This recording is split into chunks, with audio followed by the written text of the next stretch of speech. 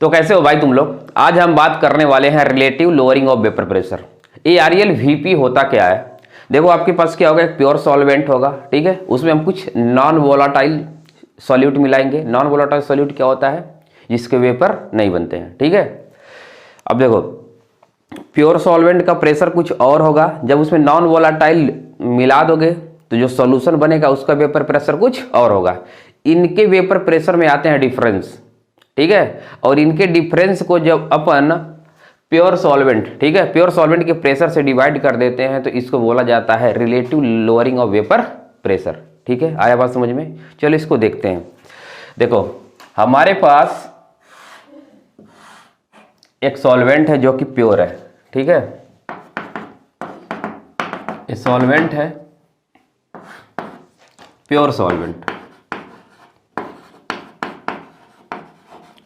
Pure solvent. चलो इसको हम 1 बोल देते हैं।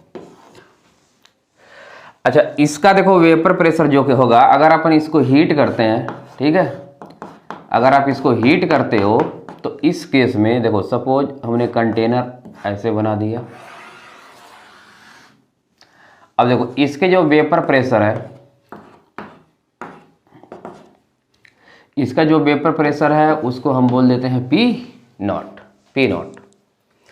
अब करना क्या है हमको, देखो इसमें हम एक non volatile solute NVS, non volatile solute अगर हम इसमें अगर मिक्सअप कर देते हैं तो इस केस में देखो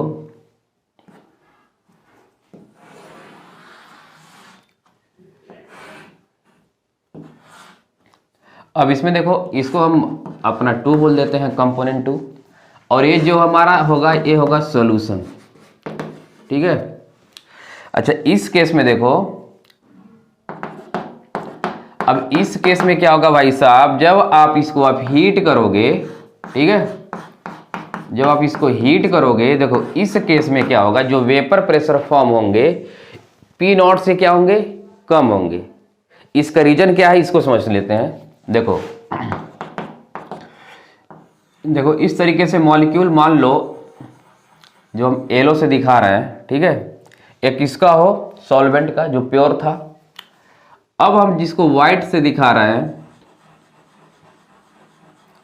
ये कौन से मॉलिक्यूल है, ठीक है, सॉल्यूट के मॉलिक्यूल,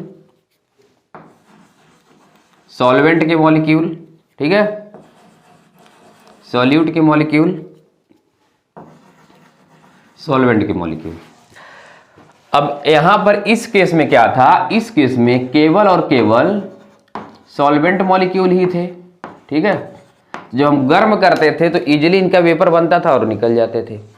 अब यहां पर देखो वेपर जो सॉल्वेंट के होंगे, जो सॉल्वेंट मॉलिक्यूल, वो निकलना तो चाहेंगे, लेकिन ये वाले जो है तुम्हारे कौन है, NVS है, नॉन वोलाटाइल, ठीक है, NVS है।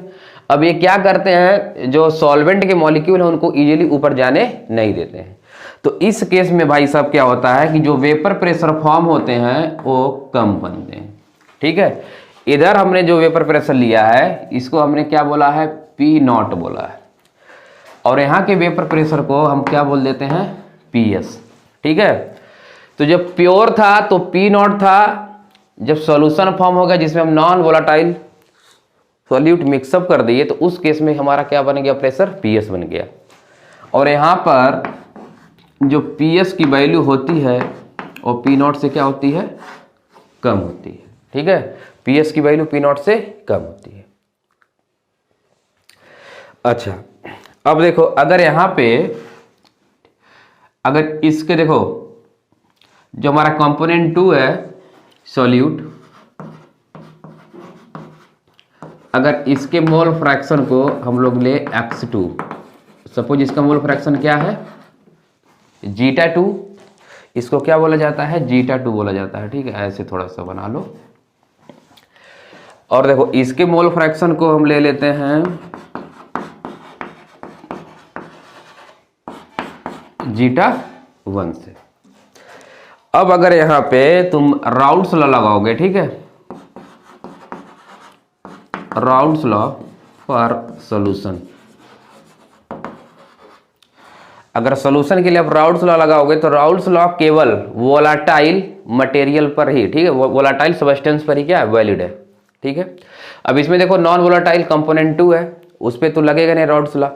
तो रॉड्स लॉ के अनुसार जो तुम्हारा प्रेशर होगा, ठीक है, PS, और डायरेक्टली प्रोपोर्शनल होगा किसके, मोल फ्रैक्शन ऑफ सॉल्वेंट जीटा1 के। इस कांस्टेंट को अगर आप हटाओगे तो मिलेगा PS इक्वल टू P0 जीटा1, ठीक है, P0 जीटा1। अब इसको देख लो, PS इक्वल टू P0 जीटा1 हो गया। अब यहां से हम लोग क्या निकाल सकते हैं, लोअरिंग इन वेपर प्रेशर। अब वेपर प्रेशर में कितने की कमी आई है, तो P0 तुम्हारा ज्यादा है, PS क्या है, कम है, तो लिखोगे P0 माइनस PS। अच्छा, PS किसके लिए हम लिए हैं, सॉल्यूशन के लिए, ठीक है। चलो फर्दर आगे लिखते हैं P0। अब इधर से देख लो, वैल्यू आएगी P0 माइनस जीटा1। P0 को अपन कॉमन ले लेते हैं तो बचेगा 1 माइनस जीटा1। अब तुम जानते हो जीटा1 प्लस जीटा2 मोल फ्रैक्शन का सम कितना होता है, 1, तो जीटा2 की वैल्यू हो जाएगी 1 माइनस जीटा1, ठीक है, क्लियर। तो अब इसके जगह पे तुम क्या लिख सकते हो, P0 जीटा2, ठीक है। अब ये तो हमारा हो गया lowering in vapour pressure, clear. अच्छा, अगर हम निकालना हो हमको रिलेटिव लोअरिंग वेपर प्रेशर, तो इसको हम सिंपली लिखते हैं RLVP। तो देखो जब भी रिलेटिव निकालोगे तो देखो P0 माइनस PS को किसके रिस्पेक्ट में निकालोगे, दिस प्योर सॉल्वेंट के रिस्पेक्ट में। तो यहाँ पर हो जाएगा P0 माइनस PS किसके रिस्पेक्ट में, P0 के, ठीक है, P0 माइनस PS। अब ये देख लो, यहां से हमने क्या किया, P0 माइनस PS, इस P0 को नीचे ला दिया, बचेगा क्या यहां पर, जीटा2, ठीक है। P0 माइनस PS को आप ए भी लिख सकते हो डेल्टा P, और इधर से हो जाएगा P0, सिंपली हो जाएगा जीटा2 के। यानी जो RLVP होता है वो, ठीक है, सोल्यूट के मोल फ्रैक्शन के डायरेक्टली क्या होता है, प्रोपोर्शनल होता है, ठीक है।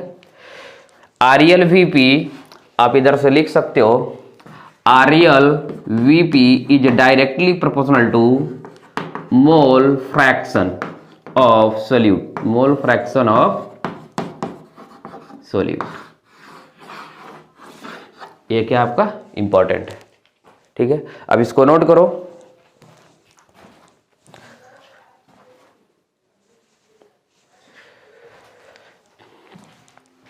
चलो बहुत बढ़िया।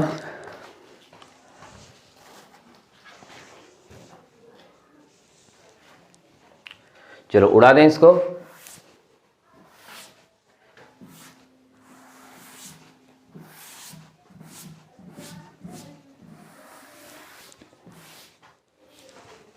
चलो देखो,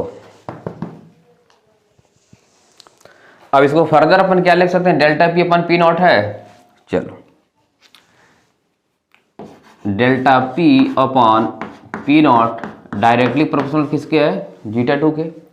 अच्छा, इसको अपन ए भी लिख सकते हैं, अगर देखो सोल्यूट के जो मोल्स हैं उनको तुम N2 ले लो, ठीक है, और जो सॉल्वेंट है उसके मोल्स को क्या ले लो, N1 ले लो, ठीक है। अब बताओ जो मोल फ्रैक्शन होता है, मोल फ्रैक्शन, देखो मोल फ्रैक्शन अपन को लिखना है, ठीक है, किसका, सोल्यूट का, तो जिसका निकला होगा उसके मोल्स को ऊपर और नीचे क्या लिखोगे, टोटल मोल्स, यानी सॉल्यूशन का मोल्स। तो एक फार्मूला ये भी अपने पास आ गया, ठीक है। अच्छा कि इसमें स्पेशल केस क्या हो जाता है, स्पेशल केस अगर हम बात कर लें किसकी, डाइल्यूट सॉल्यूशन की, ठीक है। अब बताओ डाइल्यूट सॉल्यूशन में क्या होता है, जो डाइल्यूट सॉल्यूशन होते हैं उसमें जो तुम्हारा N2 होगा, ठीक है, moles of moles of solute क्या होते हैं, वो कम हो जाते हैं। ठीक है, यानी फॉर डाइल्यूट सोल्यूशन N2 जो होगा वेरी वेरी लेस देन किससे होगा, N1 से। तो इस केस में हम क्या कर सकते हैं, N2 को निगलेक्ट कर सकते हैं। ठीक है, तो हमारा यहां से आएगा delta P upon P not, हम सिंपली लिख सकते हैं N2 अपान N1। ठीक है, तो यही हमारा क्या है, RLVP, relative lowering of vapour pressure. I hope आपको समझ में आया होगा। मिलते हैं नेक्स्ट वीडियो में एक नए कोलिगेटिव प्रॉपर्टी के साथ, तब तक के लिए बाय बाय।